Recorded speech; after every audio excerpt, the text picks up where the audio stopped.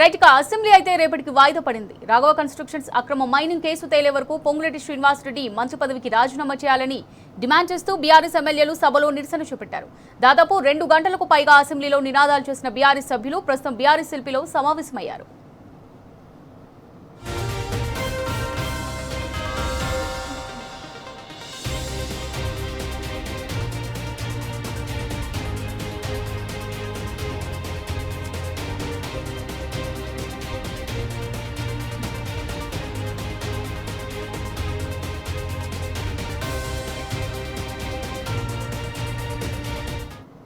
Right గా దీనికి సంబంధించి మరింత సమాచారం మా రిపోర్టర్ లివిల్ అందిస్తారు. లివిల్, మరి అసెంబ్లీ అయితే రేపటికి వాయిదా పడింది. బీఆర్ఎస్ ఎల్పీలో బీఆర్ఎస్ సభ్యులందరూ కూడా సమావేశమయ్యారు. మరి దీనికి సంబంధించి డీటెయిల్స్ ఏంటి?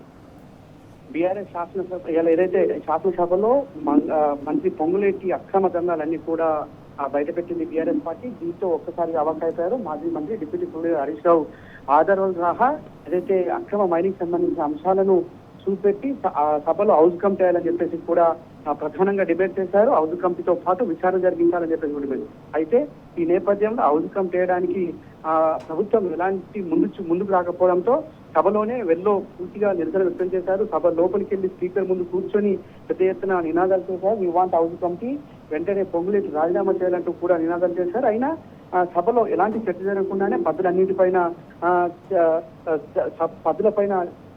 ఏదైతే పద్ధతులకు సంబంధించి సభను వాయిదా వేసి పద్ధతులు చర్చ జరిగినట్టే తీర్మానం చేసుకున్న నేపథ్యంలో సభను వాయిదా వేసేశారు. అయినప్పటికీ కూడా బీఆర్ఎస్ పార్టీ సభ్యులు పట్టుబిడలేదు.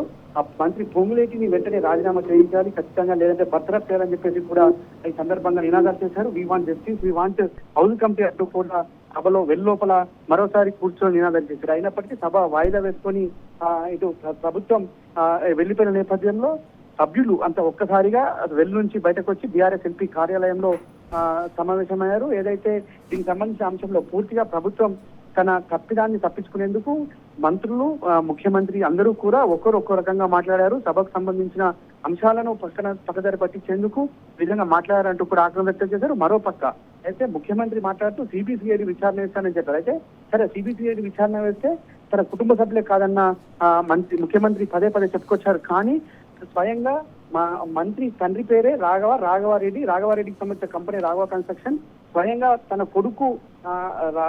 కొడుకు వచ్చేసి హరిషారెడ్డి కూడా ఇందులో డైరెక్టర్ గా ఉన్నారు. తన వైఫ్ కూడా డైరెక్టర్ గా ఉన్నారు.